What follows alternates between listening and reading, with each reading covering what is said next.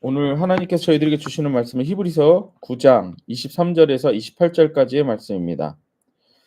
저와 여러분들이 함께 읽도록 하겠습니다. 그러므로 하늘에 있는 것들의 모형은 이런 것들로서 정결하게 할 필요가 있었으나 하늘에 있는 그것들은 이것들보다 더 좋은 제물로 할지니라.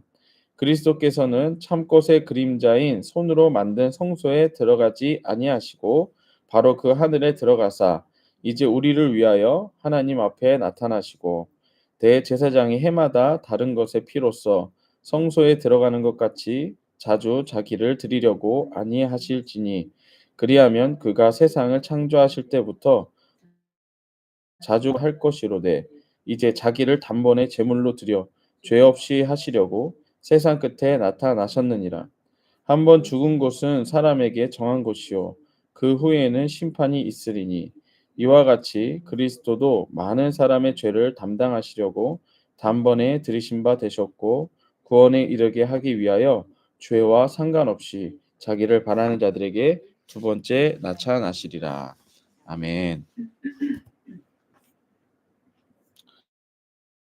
오늘 말씀의 제목은 내 믿음이 내 믿음이 흔들릴 때란 제목으로 말씀을 전하도록 하겠습니다. 오늘 말씀에서 여기저기 예수님께서 우리를 위해 피 흘리신 대제사장으로서 하신 일들에 대해서 이야기하고 있습니다. 그런데 오늘 말씀에서 이제 반복적으로 나오는 단어 중에 하나가 단번에 드리셨다라는 거예요. 이전에 제물들은 짐승으로 드렸던 피의 제물들은 여러 번 드렸었죠. 죄를 지을 때마다 드렸었고 또 뭐 1년에 한 번씩 들어가는 지성소도 매년마다 들어갔었어야 됐었습니다. 그러나 이제 예수 그리스도께서 제물이 되셔서 드리신 것은 단번에 들어가셨다. 예. 그래서 이 단번에라고 하는 이 의미가 무엇인가? 그리고 또 이 의미가 내 믿음이 흔들릴 때 우리들에게 주시는 메시지는 무엇인가? 예, 그것을 한번 보도록 하겠습니다. 단번에라고 하는 단어는 단지 한 번만이라고 하는 의미로 영원한 효력이 있도록 정해진 것으로 다시는 반복될 필요가 없는이라고 하는 의미가 있습니다. 다시 한번 말씀드릴게요.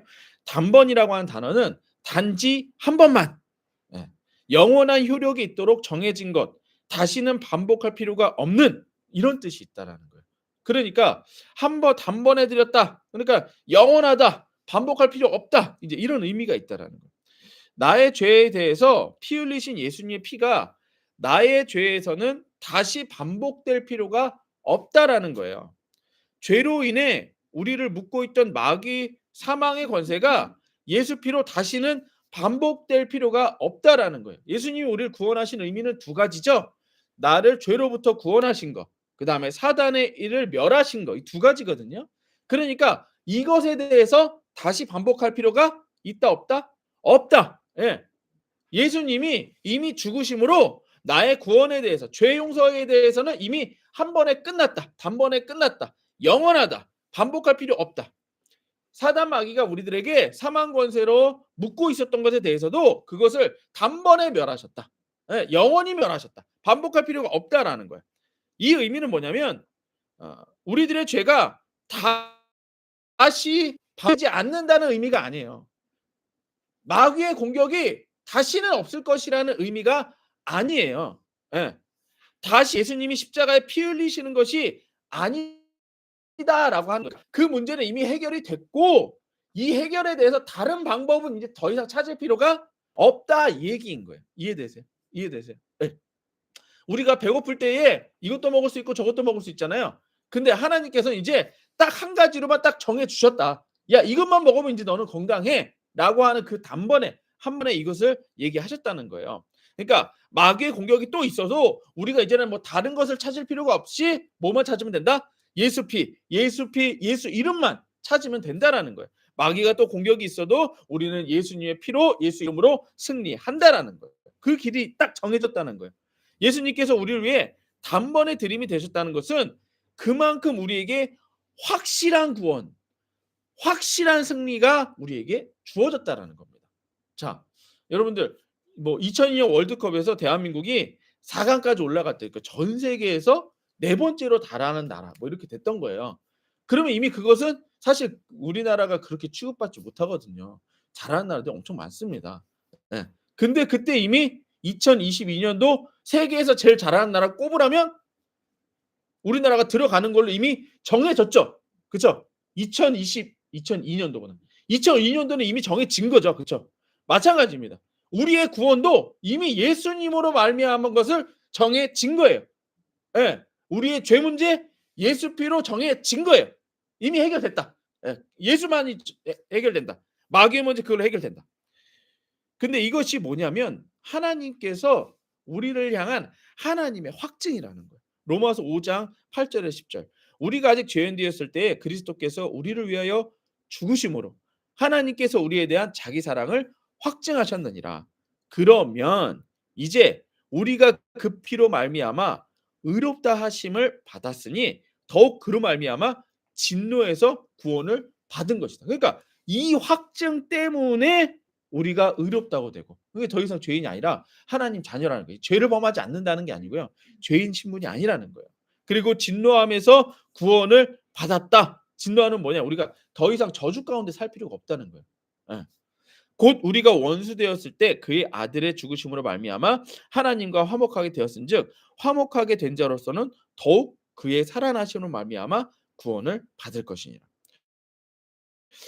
원수 되었다라고 표현이 됐는데 왜 하나님과 원수 됐냐면요. 우리가 마귀에게 속해 있었기 때문입니다. 마귀에게. 예. 마귀에게 속해 있었기 때문에 우리가 하나님과 원수였던 거예요. 근데 지금 예수님이 단번에 어떻게 하셨어요? 예수 피로 마귀로부터 마귀를 멸하시고 우리를 구원하셨죠. 그러니까 이거는 끝난 거야 이미. 끝난 거야. 근데 이제 여기 이제 우리가 죄 때문에 흔들리고 귀신이 공격이 있을 수가 있거든요.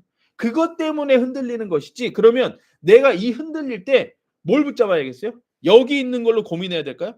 아니죠. 여기 있는 게 아니고 우리는 더 이상 마귀에 속하지 않았다. 우리 하나님께 속했다. 그러니 난 이게 해결이 된다. 라고 하면서 예수만 붙잡으면 된다는 얘기예요. 예전엔 방법이 없었어요. 예전에 전혀 방법이 없었다니까요. 예. 여러분들 고아가 왜 힘든 줄 아십니까? 돌아갈 곳이 없어서 고아가 힘든 거예요.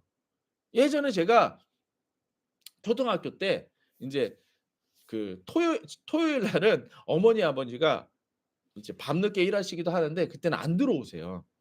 그러면 누나들은 늦게 끝나고. 그러면 제가 집으로 이제 혼자 걸어가거든요. 그러면 집에 걸어가는 그 길이 힘들어요. 근데 걷는 게 힘든 게 아니에요. 걷는 게 힘든 게 아니야. 집에 가도 아무도 없다라고 하는 게 힘든 거예요, 사실 그게. 그게 힘든 겁니다. 마찬가지예요. 우리가 마귀에게 속했다라고 하는 것은 희망이 없다, 소망이 없다. 이게 힘든 거예요. 똑같습니다. 마귀에 속한 자나 마귀 우리 예수님께 속한 자나 하나님의 자녀들이나 세상 일로 똑같은 거 똑같아요. 우린 뭐 코로나 안 걸리나요? 예. 우리는 뭐 경제적으로 안 힘듭니까? 똑같아요. 근데 우리에게 소망이 있다는 거예요. 누구? 예수 그리스도가 소망이 있다는 거예요. 이게 다르다는 거예요. 그걸 단번에 해결하셨다는 거예요. 예. 그러니까 마귀는 아직도 우리가 죄를 범할 때마다 우리가 하나님과 원수된 자처럼 속이려고 해요. "야 네가 그러고도 예수 믿는 자야. 네가 그래도 목사야. 그러고도 네가 뭐 뭐야." 막 이렇게 한단 말이에요. 근데 그거 중요한 게 그거에 속을 필요가 없다. 왜? 예수님이 단번에 해결하신 예수 피, 예수 이름이 있기 하지만 예수께서 십자가에 단번에 흘리신 피는 흔들리는 나의 믿음을 온전히 잡아주신다는 거예요. 예. 우리가 믿음이 흔들릴 때 세상 일로 흔들릴 때 첫 번째 뭐냐? 세상 일로 흔들릴 때 하늘의 것으로 해결하셨다는 것을 바라보라는 거예요. 세상에서의 삶은 매일마다 새로운 문제들을 접하며 살아가게 됩니다. 이거는 똑같아요. 예수 안 믿는 자나 예수 믿는 자나 똑같아요. 그쵸? 뭐 우리 배고프다고 밥 안 먹나요? 오늘 예수 믿는다고 밥 안 먹어도 돼요? 우리 더 잘 먹죠. 주일날마다 우리는 막 우리 애들 맨날 오면은 주일날 "말씀이 뭐예요?" 이런 건 안 물어봐요. "사모님 오늘 뭐 먹어요?" 이거부터 물어보죠. 맞죠? 예. 똑같아요. 세상 사람이나 우리나 먹는 건 똑같습니다. 돈 필요한 건 똑같습니다. 건강 필요한 건 똑같습니다. 그러나 세상 사람들은 세상의 방법으로 그것을 해결하고 우리는 단번에 해결하신 예수 그리스도로 해결한다. 이거라는 거예요. 세상에서 삶은 매일마다 새로운 문제들을 접하여 살아갑니다. 매일마다 매일의 문제를 가지고 씨름하며 흔들릴 때가 있습니다. 이전의 인간적인 방법은 그때그때마다 그 문제를 가지고 하나님의 방법으로 나아가야 했다라는 거예요. 지은 죄마다 각각의 제물을 짐승으로 드려야 했습니다. 이게 무슨 얘기냐?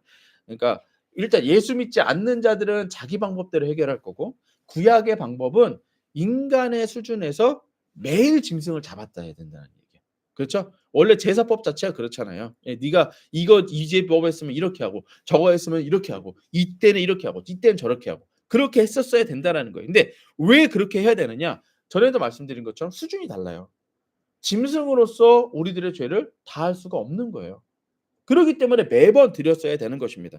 세상적인 것이 세상적으로 해결하려고 했으니 매번 드렸어야 되는 거예요. 지은 죄들마다 각각의 제물을 짐승으로 드렸어야 돼요. 세상 일들을 세상에 있는 제물로 해결하여야 했기 때문에 매일마다 그것을 드려야 했다라는 것입니다. 하지만 이제 예수님께서 제물이 되셔서 우리들의 문제를 해결하신 것은 어떤 의미냐? 예수님은 하늘에 들어가셔서 세상 문제의 근본 원인을 해결하셨습니다. 이제 오늘 말씀 볼게요. 23절.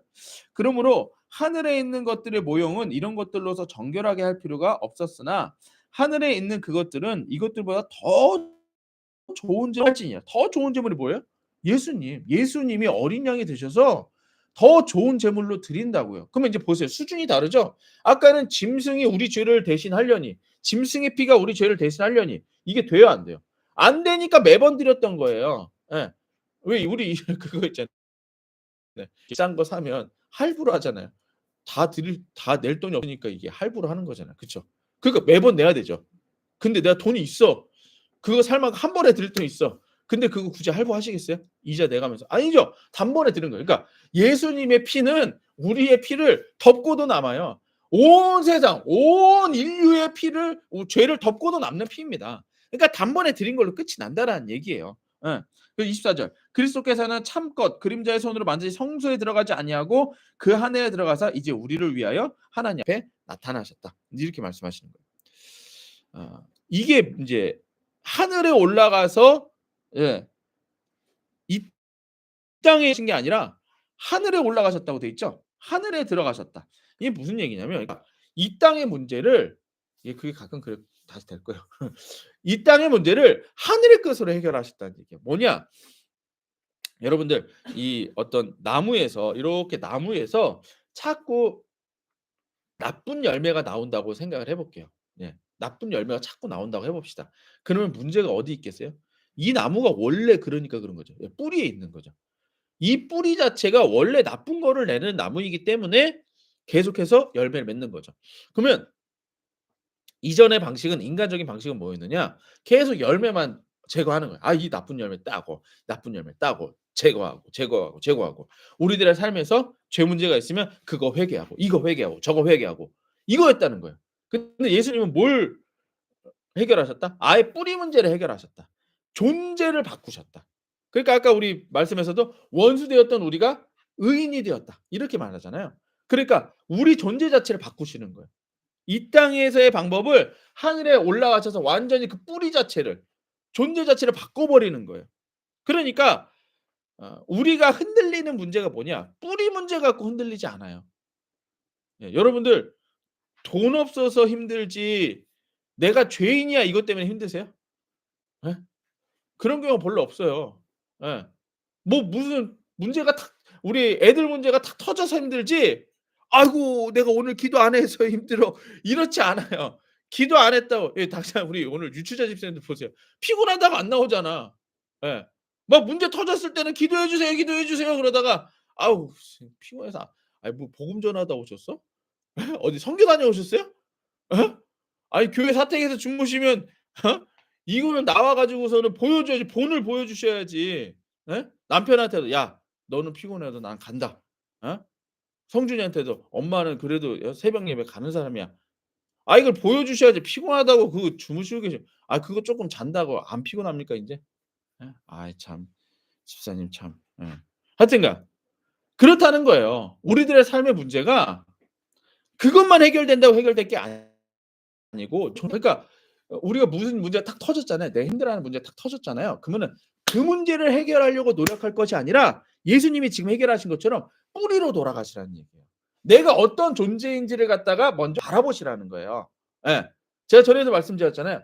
죄인이기 때문에 죄를 범하는 것이지 죄를 범해서 죄인이 아닌 거예요. 그러니까 이 문제가 나의 존재를 흔들릴 수 있다 없다. 흔들 수 없다 이거예요. 그러니까 우리가 믿음이 흔들릴 때가 존재로 흔들리는 게 아니더라는 거예요. 문제가 터져서 흔들리더라는 거야. 그러니까 그 문제는 사실 우리를 흔들 수 있다 없다? 없다, 없다. 갈대가 흔들릴 수는 있지만 그 뿌리가 뽑힌 거예요? 아니잖아요. 그쵸? 우리 뭐 지금 막 겨울에 추워서 막 흔들리는데 뿌리는 그대로예요. 그건 변함없어요. 물론 뭐 가지가 쪼끔 이렇게 흔들릴 수 있고 나뭇잎이 이렇게 날아갈 수는 있습니다. 그러나 그 나무가 뿌리가 고정돼서 그다음 해에 열매가 열리는 건 변함이 없다라는 거예요. 우리들의 존재는 변함이 없다라는 거예요. 예. 잘못된 나무의 열매를 해결하기 위해 뿌리를 뽑아 버리셨다는 얘기예요. 잘못된 나무의 열매를 해결하기 위해 열매만을 제거하며 나아갔다면 열매만을 제거하는 삶이 됐었어요. 그게 이 땅에서의 문제였습니다. 그건 반복했었어야 돼요. 하지만 뿌리를 뽑아 버린다면 그동안 남아 있는 열매만 제거하면 되는 거예요. 그러니까 뿌리를 딱 뽑았죠. 딱 뽑았죠. 그럼 이제 달려 있는 것만 해결하면 돼. 지금 우리에게 일어나는 일들은 우리의 옛 습성으로 인한 것입니다. 내가 그것을 감당할 수 없는 나의 성품 아니면 나의 연약함 아니면 뭐 열등감 이런 거예요. 이런 거 왜냐면 여러분들 보세요. 뭐 어떤 사람은 어 사람 때문에 상처받아요. 그쵸? 어떤 사람은요 일이 해결되지 않아서 상처받아요. 근데 어떤 사람은 사람이 아무리 뭐라고 해도 흔들리지 않는 사람이 있죠. 왜 그럴까요? 그건 그 사람의 성품과 그 사람의 습성이 그렇기 때문이에요. 예. 그러니까 그때는 우리가 어떤 걸 가져가면 돼요? 그런 습성을 배우면 되는 거예요. '아 저 사람도 그러네. 그럼 나도 그러면 되겠네.' 예 이런 겁니다.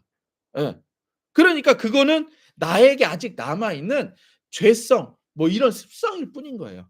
근데 그거를 오히려 하나님은 해결하려고 하신다. 예. 해결하려고 거기서 담대함을 주신다. 그래서 우리 성경을 보세요. 보통은 내가 너희들에게 뭐 돈을 줄 거야. 뭐 능력을 줄 거야. 이런 거 아니에요. 믿음, 뭐 소망, 사랑, 인내 뭐 이런 거잖아요. 뭐예요? 나에 대한 거예요. 나를 바꾸라는 거예요. 그 일들을 통해 내 존재를 갖다가 얘기하시는 거예요. 뿌리 얘기. 아시겠어요? 예. 그러니까 환난 가운데 근심하지 말라잖아요. 그러니까 환난이 있다 없다. 있다, 있다. 환난은 여전히 있다. 환난을 막아 주시기도 하는데 그것으로부터 보호받는 건 뭐냐? 네 존재를 갖다가 내가 바꾼 거야. 넌 내 자녀야. 넌 예수야. 네 존재를 얘기하고 있다라는 얘기예요. 그러니까 우리가 흔들릴 때 뭘 생각해야 돼요? 우리를 흔드는 바람을 보시라는 거예요? 아니요. 뿌리 박고 있는 내가 예수께 뿌리 박고 있는 내 자신을 생각하시라. 인지 아세요? 그러니까 제가 유춘자 집사님에 대해서 얘기하는 게 뭐예요? 피곤함이 유춘자 집사님 흔들고 있죠. 하지만 난 누구라고 해야 하셔야 돼요? 난 예수 믿는 사람이야. 난 예수 믿는 엄마야. 나는 내 남편을 예수 믿는 믿음으로 구원할 사람이야. 이러고 나와야 된다는 얘기예요. 이거 흔들리지 말아야 돼. 유진님 안 나오시니까 제가 없으니까 하는 얘기야.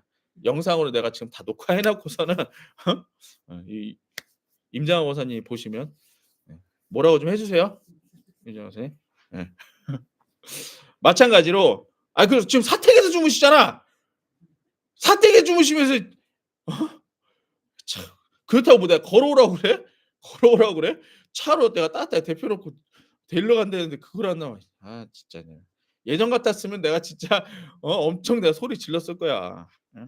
하여튼 권사님 뭐라고 좀 해 주세요. 자 마찬가지로 세상 일들로 흔들릴 수는 있어요. 근데 왜 우리가 흔들리느냐? 세상 방법으로 우리가 해결하려고 하니까 흔들리는 거예요. 왜냐하면 세상 방법은 우리를 돕지 않아요. 세상 방법은 오히려 공격하지 우리를 돕지 않습니다. 거기에는 방법 없어요. 뭐냐?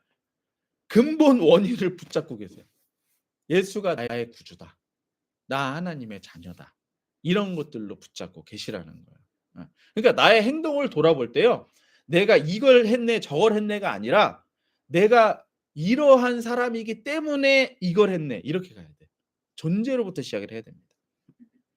믿음이 흔들릴 때 두 번째는 무엇이냐면 완전한 고난 앞에 완전한 순종이 완전한 구원을 가져왔다라는 얘기예요. 무슨 얘기냐? 하나님이 예수님께서 자기 자신을 단번에 하나님이신 예수님께서 자기 자신을 단번에 드리신 제물은 곧 완전한 고난을 겪으신 거예요. 무슨 얘기냐? 이전에 여러분들 양 잡는 걸 한번 생각해 보세요. 양. 양 잡을 때 양 가만히 있었을까요? 안 죽으려고 막 난리를 친다 그러잖아요. 여러분들 이렇게 그 도살장으로 끌려가는 소가 안 가려고 그러는데 유난히 아는 거예요. 죽음을 아는 거예요. 마찬가지겠죠. 근데 예수님 만약에 예수님이 "아 나 안 죽을래. 아 나 안 잡힐 거야. 나 피 안 흘릴 거야." 만약 이랬다고 생각해 보세요. 그러면 안 잡히실 분이죠. 하나님인데. 근데 예수님이 왜 십자가에 달리셨을까요? 순종하셨기 때문에. 순종하셨기 때문에. 이 완전한 고난 앞에 그러니까 하나님도 외면해 버리는 그 십자가였거든요. 하나님도 외면하는 십자가. 십자가에 달린 자들은 그렇게 죽는 자들은 아예 하나님 보지도 않아요. 그러니까 지옥이 왜 저주냐? 하나님이 지옥은 아예 쳐다보지도 않으세요. 저주할 죄는 아예 하나님이 보지도 않으세요. 니들은 나랑 상관없는 이렇게. 마귀에 속한 자들은 아예 쳐다도 안 보십니다. 그게 지옥이에요. 이 땅에서의 구원의 기회가 있는 거지 지옥 가면 구원이 없어요. 어쨌든 그런 지옥의 고난을 예수님이 십자가에서 당하신 거예요. 근데 그걸 어떻게 당하셨다? 순종하셨다. 하나님이 양의 제물을 드릴 때 양은 아무것도 할 수 없는 상황으로 죽음을 받아들일 수밖에 없습니다. 하지만 하나님께서는 십자가에 달리신 피를 흘릴 때 스스로 순종하셨다는 거예요. 완전한 고난 앞에 완전한 순종을 하심으로 그렇기 때문에 이걸 붙잡고 있는 이걸 믿고 있는 우리에게는 완전한 구원인 거예요. 우리가 한 게 아니죠. 이 구원에 우리가 뭐 한 거 있어요? 여러분들? 우리가 한 게 하나도 없어요. 이 완전한 고난과 이 완전한 순종 앞에 우리가 지금 받고 있는 구원은 완전한 구원이라는 거예요. 예수님이 이루신 완전한 구원이라는 거예요. 그러니 우리가 흔들릴 필요가 있다 없다? 없다. 때문에 우리 삶에서 믿음이 흔들릴 때 우리를 위해 피 흘리신 예수님의 고난은 예수님의 완전한 순종으로 이루어졌음을 믿으라는 거예요. 예수님의 완전한 순종을 통해 지금 내가 흔들리는 세상에서 구원이 이루어진 것을 믿으라는 거예요. 예수 피로 구원받은 내 삶이 돈 때문에 흔들릴 수는 없다라는 얘기입니다. 예수 피로 구원받은 내 삶이 귀신의 유혹과 공격 따위에 흔들릴 수 없다라는 거예요. 예수 피로 구원받은 내 삶을 믿음으로 순종할 때 우리는 흔들리지 않게 된다는 거예요. 여기서 말하는 이 순종도 뭐예요? 이 순종도 뭐예요? 내가 뭘 하라는 거예요? 아니죠. 아니죠. 예수님의 그 순종을 붙잡으라는 거예요. 이게 순종입니다. 예. 내가 뭘 할 수 없다라는 걸 인정하고 예수님의 그 순종, 예수님의 그 피를 붙잡으라는 것입니다. 예. 마지막 세 번째. 한 번 죽은 삶을 지나 죽음에서 자유의 부활의 삶으로 가라는 거예요. 네. 아, 죄송해요. 자. 25절입니다. 대제사장이 해마다 다른 것의 피로서 성소에 들어가는 것 같이 자주 자기를 드리려고 아니하실지니 그리하면 그가 세상을 창조하실 때부터 자주 고난을 받아야 할 것이로되 이제는 자기를 단번에 제물로 드려 죄를 없이 하시려고 세상 끝에 나타나셨느니라. 자, 이 지금 고난을 받으신 게 누구 때문입니까? 나 때문인 거잖아요. 예수님은 고난 받으실 필요가 없잖아요. 그런데 한 번의 고난을 받으셨다라고 하는 것은 무엇이냐? 한 번에 해결하셨다. 한 번의 순종, 한 번의 구원이라는 거예요. 그러니까 이 구원을 가졌다라고 하는 것을 우리가 붙잡으라는 얘기입니다. 세 번째, 한 번 죽은 삶을 지나 죽음에서 자유한 부활의 삶으로 옮겨지라는 얘기야. 이게 우리가 흔들리지 않는 이유입니다. 다시 한번요. 모든 사람들은 한 번 죽습니다. 자, 보세요. 27절. 한 번 죽은 것은 사람에게 정해진 것이요 그 후에는 심판이 있으리니. 그러니까 모든 자는 한 번 죽어요, 안 죽어요? 죽어요. 제가 요번에 최순옥 님 그 장례 예배 때도 이 말씀 전했었어요. 모든 사람은 무조건 죽게 되어 있습니다. 근데 그 죽음 그대로 있으면 그대로 지옥 가는 겁니다. 근데 우리들의 삶은 뭐예요? 한 번 죽을 수밖에 없는 삶을 누가 대신 죽은 거예요? 예수님이 대신 죽은 거예요. 그럼 이제 우리는 무슨 삶입니까? 죽는 삶이에요? 아니에요. 죽음에서 자유한 부활의 삶이라는 거예요. 그러니까 여러분 우리가 세상에서 흔들리는 그 문제들이 여러분들 죽음보다 더합니까? 죽을 만큼은 아니에요. 죽을 만큼은 아닙니다. 그렇죠? 예. 하지만 우리가 지금 그 죽음에서 자유한 부활의 삶을 가지고 있음이 그걸 붙들 때에 음 우리가 흔들림에서 이겨낼 수 있다는 얘기예요. 자, 대제사장이 1년에 한 번 지성소에 들어간다라고 우리가 배웠죠. 그렇죠? 근데 대제사장이 들어갈 때가 있고 나올 때가 있겠죠. 근데 만약에 대제사장이 들어갈 때 1년에 한 번 들어갈 때는 어떻게 왜 들어간다고 했어요? 모든 백성의 죄를 하나님이 씻어 주실 걸 믿고 이 지성소 안으로 들어가는 거죠. 근데 들어갔을 때 한 명이라도 죄를 씻지 않았다. 피 뿌리지 않았다. 그럼 어떻게 된다고 그랬어요? 대제사장 죽는다고 그랬죠. 그러니까 대제사장 들어가고 나면 여기 남아 있는 사람들은 뭐 하고 있을까요? 어, 나와야 되는데. 나와야 돼. 제발 그냥 나와라. 줄로 끄집어서 나오지 말고 제발 그냥 나와라. 그게 대제사장을 걱정하는 걸까요? 아니죠. 내 죄가 이 모든 백성의 죄가 용서받느냐 안 받느냐겠죠. 물론 대제사장을 걱정도 하겠죠. 그렇게 나쁜 사람들은 아닐 거야. 예. 하지만 대제사장도 걱정하지만 살아나와야 우리 죄가 이제 용서받는 거예요.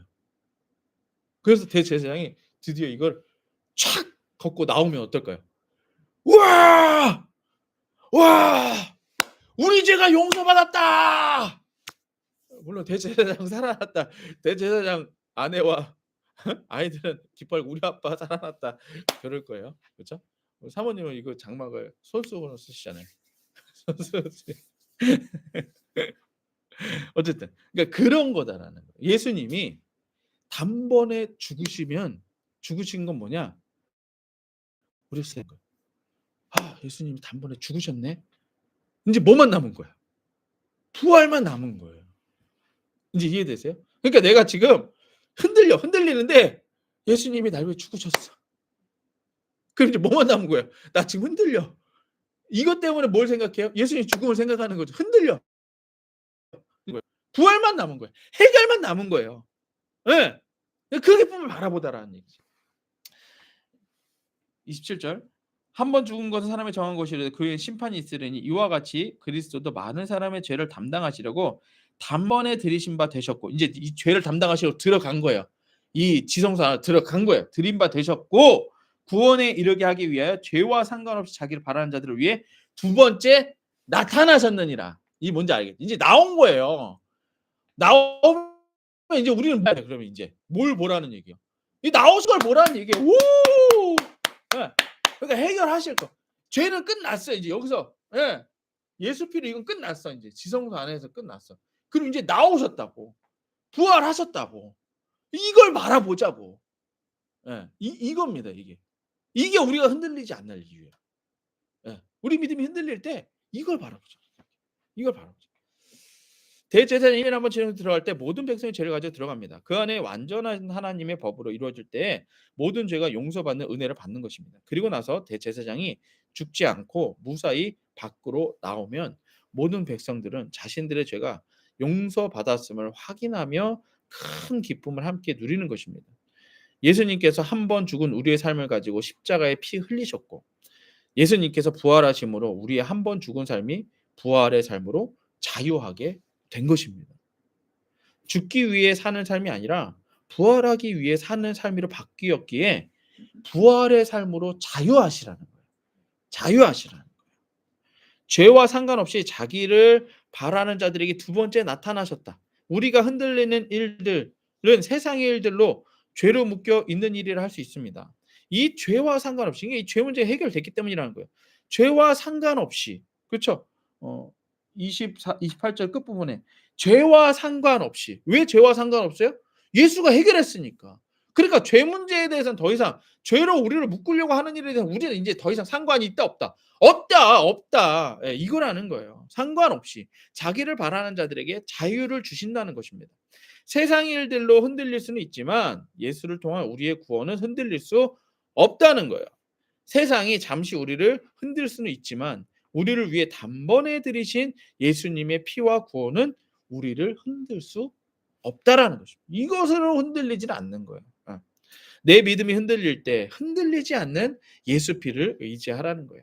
내 믿음이 흔들릴 때 흔들리는 나의 죄를 위해 고난 받으신 예수님의 피를 의지하라는 것입니다. 내 믿음이 흔들릴 때 흔들리지 않는 예수님의 피를 붙잡고 포기하지 말라는 것입니다. 지성소에서 모든 죄와 문제를 해결하시고 나오신 대제사장 예수와 자유의 기쁨을 함께 누리라는 거예요. 예. 그러니까 하늘의 것으로 세상 문제를 해결하셨으니 우리가 세상에서 겪는 우리의 믿음을 흔드는 그 문제들이 예, 우리를 흔들 수 없다라는 것입니다. 하나님이 당연히 해결해 줄 수 있다라는 것입니다.